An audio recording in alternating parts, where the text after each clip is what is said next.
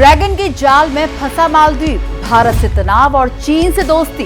राष्ट्रपति मोहम्मद मोइजू पहुंचे चीन, मालदीव का हाल भी क्या श्रीलंका जैसा होगा? मोइजू मंत्री को हटाएंगे तभी सुधरेंगे रिश्ते। भारत से तनाव के बीच मालदीव के राष्ट्रपति मोहम्मद मोइजू चीन पहुंच गए हैं। राष्ट्रपति बनने के बाद ये उनका पहला विदेश दौरा है, लेकिन अब सवाल ये उठ रहा है कि भारत से तनाव के बीच मोहम्मद मोइजू ने चीन ही जाना क्यों जरूरी समझा।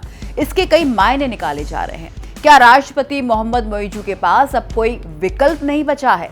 सत्ता मिलते ही वो इतने कमजोर हो गए हैं कि उनकी बात कोई नहीं सुन रहा है।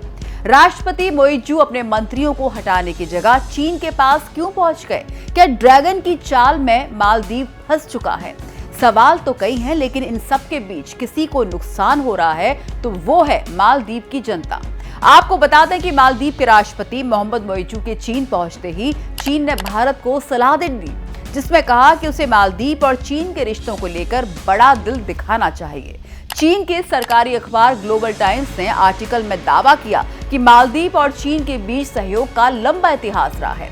उनके बीच 1981 में ही आर्थिक कारोबार शुरू हुआ था। मालदीव चीन से रिश्तों पर जरूर गुमान करे, लेकिन कहीं वो ड्रैगन की चाल में तो नहीं फंस गया, क्योंकि ड्रैगन की विस्तारवादी नीति कई देशों को तबाह और बर्बाद कर चुकी है, चाहे वो श्रीलंका हो या पड़ोसी देश नेपाल। शुरुआत में तो चीन दोस्त बनाता है और बाद में उसी की जमीन हड़प लेता है। कर्ज वसूली के लिए उसे श्रीलंका के हम्बनटोटा बंदरगाह को भी नहीं बख्शा। मालदीव से तो अभी कहानी शुरू हुई है, लेकिन खत्म ना मालदीव कर सकेगा और ना चीन। लेकिन क्या चीन ऐसा होने देगा? दरअसल मालदीव से तल्ख रिश्तों की कहानी तभी शुरू हो गई थी जब वहां की सत्ता में राष्ट्रपति मोइजू आए थे। आते ही इन्होंने भारतीय सेना को वहां से चले जाने को कहा था। उसके बाद आग में घी डालने का काम वहां के मंत्रियों ने आपत्तिजनक बयान देकर कर दिया। भारतीय पीएम मोदी ने लक्षद्वीप टूरिज्म को प्रमोट किया तो मालदीव बेचैन हो उठा।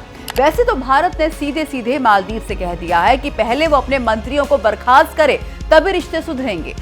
मालदीव भले ही चीन के जाल में फंसकर राहत महसूस कर रहा हो, लेकिन भारत से नाराजगी उसे महंगी पड़ने वाली है, क्योंकि भारत ने उसके साथ हमेशा दोस्ताना रवैया अपनाया है। रिश्तों में खटास के बाद पर्यटक तो कम हुए ही हैं, बाकी चीजों पर भी अब असर पड़ सकता है। सामानों की आपूर्ति तो चीन भी कर देगा, लेकिन अपनी शर्त पर, ठीक उसी तरह जिस शर्त पर श्रीलंका कंगाली के दौर में पहुंच गया था।